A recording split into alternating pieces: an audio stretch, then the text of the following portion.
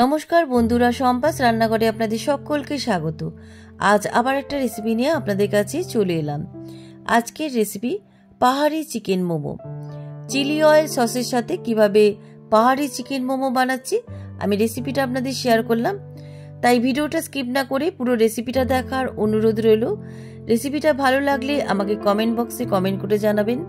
ভালো লাগলে like বাটনটাও press করে দেবেন আর আপনাদের বন্ধুদের মধ্যে আমার ভিডিওটাকে শেয়ার করে দেবেন। আর আমার নতুন বন্ধুদের কাছে অনুরোধ, আমার চ্যানেলটাকে সাবস্ক্রাইব করে পাশে থাকবেন। আর আমার চ্যানেলে নতুন নতুন রান্নার ভিডিও দেখার জন্য পাশে থাকা ছোট্ট বেল আইকনটাও প্রেস করে দেবেন। চলুন আর কথা না বাড়িয়ে কিভাবে আজকে পাহাড়ি চিকেন মোমো বানাচ্ছি রেসিপিটা দেখে নেওয়া যাক। প্রথমে আমি মোমো স্টাফিংটা বানিয়ে নেব। মোমো স্টাফিংটা বানানোর জন্য আমি এখানে 300 গ্রাম বাজার থেকে চিকেন কিমা কাটিয়ে নিয়ে এসেছি। আপনারা বাড়িতেও কেটে নিতে পারেন। এবার একটা বড় মিক্সিং বোলের মধ্যে চিকেন কিমাটা ঢেলে দিলাম। এবারে দিচ্ছি এর মধ্যে পরিমাণ মতন লবণ। এবারে দিচ্ছি 1 বাটি স্প্রিং অনিয়ন কুচি। স্প্রিং অনিয়নটাকে খুব মিহি করে কুচিয়ে নিয়েছিলাম। এবারে দিচ্ছি একটা বড় সাইজের পেঁয়াজ কুচি। এবারে দিচ্ছি কাঁচা লঙ্কা কুচি। ঝালটা আপনাদের স্বাদ অনুসারে দেবেন। এবারে স্প্রিং অনিয়নের হোয়াইট পার্টটাও দিয়ে দিলাম। এবারে দিচ্ছি রসুন কুচি। আমি 2 টেবিল স্পুন রসুন কুচি দিলাম। এবারে দিচ্ছি 2 টিস্পুন ডার্ক সোয়া সস। এবারে দিচ্ছি 1 টিস্পুন গোলমরিচ গুঁড়ো। ঝালটা আপনাদের স্বাদ অনুসারে দেবেন, আবারও বলছি। এবার সমস্ত উপকরণ হাত দিয়ে খুব ভালো করে মেখে নিচ্ছি।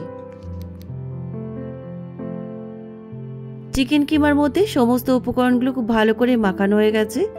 এবার আমি এর মধ্যে দিয়ে দিচ্ছি 2 টেবিল স্পুন মেল্টেড বাটার।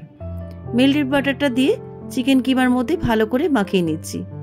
আপনারা বাটারের পরিবর্তে ভেজিটেবল অয়েলও ব্যবহার করতে পারেন, তবে বাটার দিলে পরে মোমোর স্টাফিংটা খুব জুসি হয়, খেতে বেশ ভালো হয়। মোমো স্টাফিংটা আমার রেডি। এবার আমি মোমোর ডোটা তৈরি করে নেব। মোমোর ডোটা তৈরি করার জন্য একটা বড় মিক্সিং বোলের মধ্যে 2 কাপ ময়দা দিয়ে দিলাম। এবারে দিচ্ছি 1/2 কাপ কর্নফ্লোর। এবারে দিচ্ছি পরিমাণ মতন লবণ আর দিচ্ছি 2 টেবিল স্পুন ভেজিটেবল অয়েল। এবার সমস্ত উপকরণ ময়দার মধ্যে খুব ভালো করে মেখে নিচ্ছি। ময়দার মধ্যে সমস্ত শুকনো উপকরণগুলো মাখানো হয়ে গেছে। ময়ামটা আমার দেওয়া হয়ে গেছে। এবার আমি অল্প অল্প জল দিয়ে ডোটা তৈরি করে নিচ্ছি। আমরা লুচি পরোটার যেমন ডোটা মাখি সেভাবে মোমোর ডোটাও মাখতে হবে।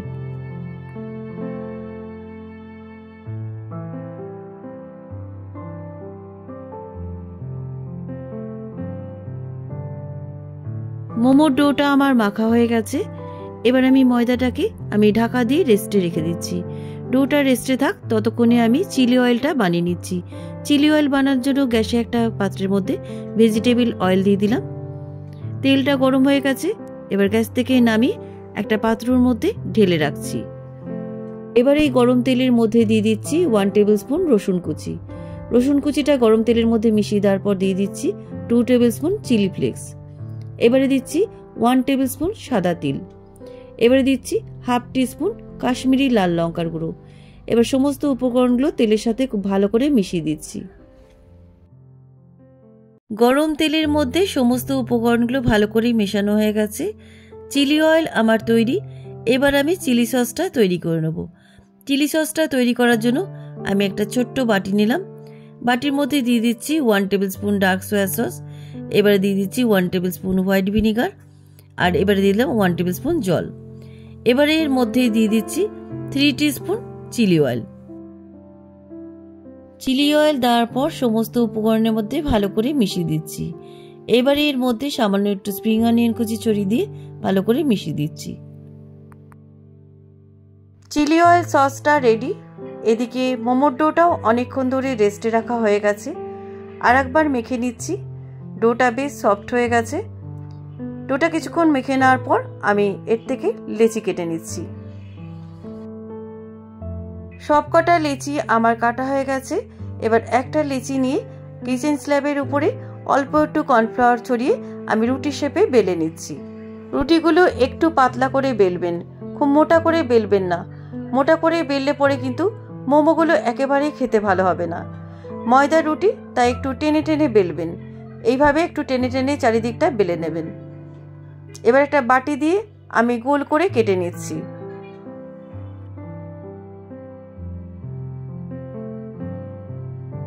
বাটি দিয়ে কাটার পর আমি একটা একটা করে কর্নফ্লাওয়ার মাখিয়ে তুলে রাখছি। কর্নফ্লাওয়ার মাখিয়ে রাখছি কারণ একটার সাথে একটা যাতে লেগে না যায়। বাকি লেচিগুলো একই পদ্ধতিতে রুটি বেলে কেটে রাখছি।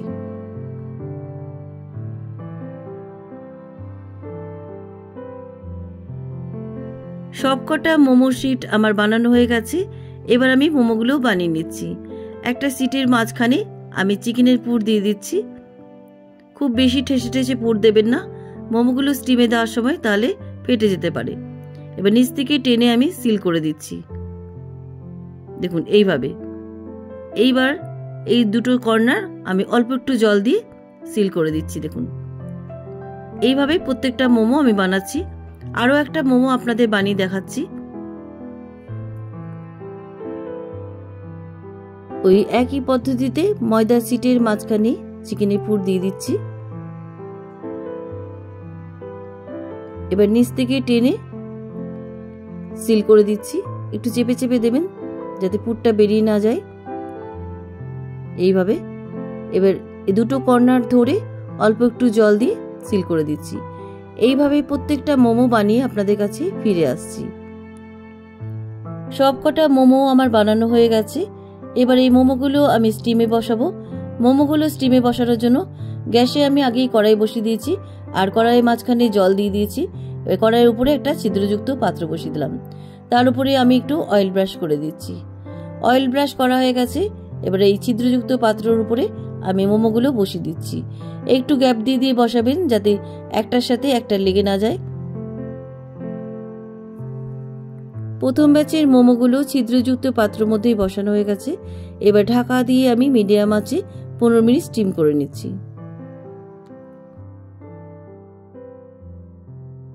15 মিনিট হয়ে গেছে মোমোগুলো স্টিম দাও। এবার আমি কিছুক্ষণ রেস্টে রাখার পর পাত্র থেকে মোমোগুলো একটা প্লেটের মধ্যে তুলে রাখছি।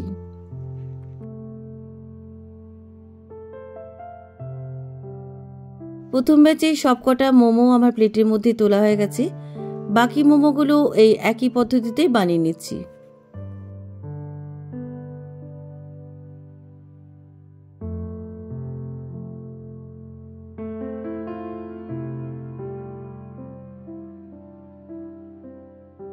সবকটা মোমো আমার বানানো হয়ে গেছে। এবার আমি একটা প্লেটের মধ্যে গরম গরম মোমো চিলি অয়েল সসের সাথে সার্ভ করছি।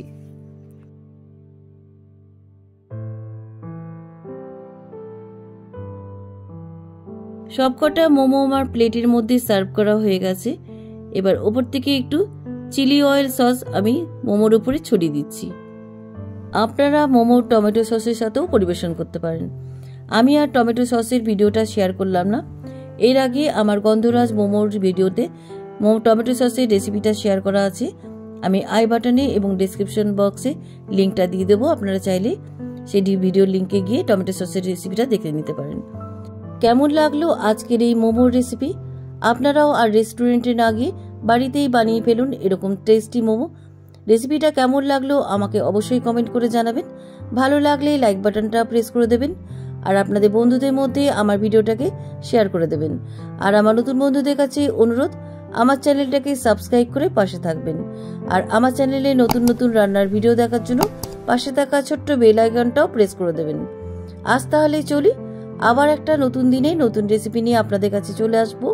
সবাই ভালো থাকবেন, সুস্থ থাকবেন। ধন্যবাদ।